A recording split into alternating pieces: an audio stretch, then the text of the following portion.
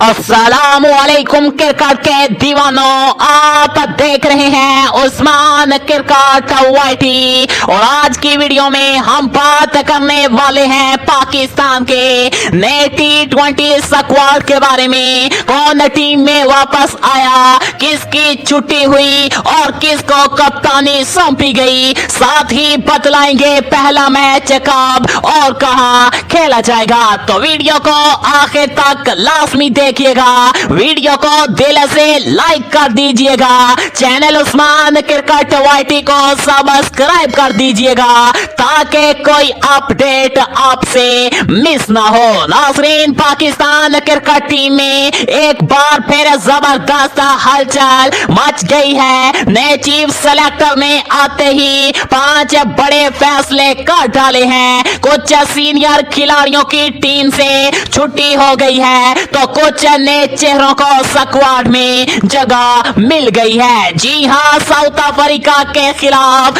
T20 series के लिए नया स्क्वाड आ चुका है और इस स्क्वाड में बड़ी तब्दीलियां देखने को मिल चुकी है, जिसको देखकर हर क्रिकेट फैन हैरान है। नाज़रीन किराम, एशिया कप में नाकास कारकर्दगी के बाद तब्दीलियां तो होनी ही थी और अब जब नया चीफ सेलेक्टर शाहिद अफरीदी आया है तो आते ही 5 बड़े फैसले कर गया है। नाज़रीन, सबसे पहले बात करते हैं साहब सदाब फरहान की, जिन्होंने अपनी शानदार परफॉर्मेंस से T20 स्क्वाड में जगह बनाई है। इसके बाद नंबर आता है फखर जमान का। इनका T20 रिकॉर्ड हमेशा से बेहतरीन रहा है और इसी वजह से इन्हें टीम में बरकरार रखा गया है। अलबत्ता साइम और मोहम्मद हारिस को टीम से बाहर कर दिया गया है। नाज़रीन, अब्दुल्ला शफीक भी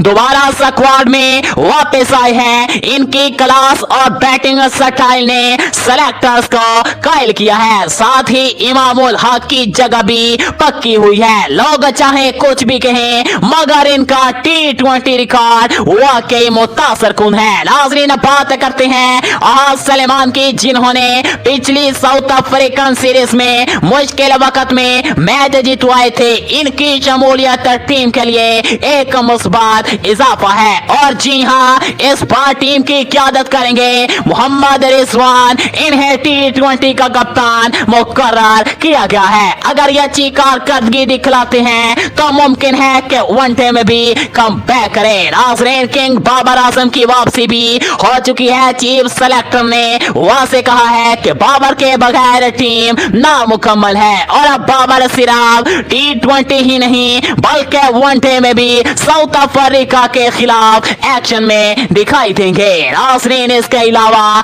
हसन अली, हुसैन तलात, इरफान खान नियासी, मोहम्मद वसीम जूनियर, मोहम्मद नवाज और इब्रार अहमद भी स्क्वाड में शामिल होंगे। जराये के मुताबिक शादाब खान पे इंजरी के बाद वापस आ रहे हैं, जबकि मोहम्मद आमिर के वापसी पर भी संजीदगी से गौर हो रहा है। अगर ऐसा होता है तो पाकिस्तान का बॉलिंग अटैक वाकई खतरनाक हो जाएगा। नाज़रीन, पाकिस्तान और साउथ अफ्रीका के दरमियान पहला T20 मुकाबला 28 अक्टूबर को रात 8 बजे खेला जाएगा। नया स्क्वाड होगा, नया जज्बा होगा और सबकी नजरें इस सीरीज पर होंगी। आपके ख्याल में इस टीम में कौन सा खिलाड़ी सबसे ज्यादा मुतासिर करेगा? कमेंट्स में जरूर बतलाइएगा।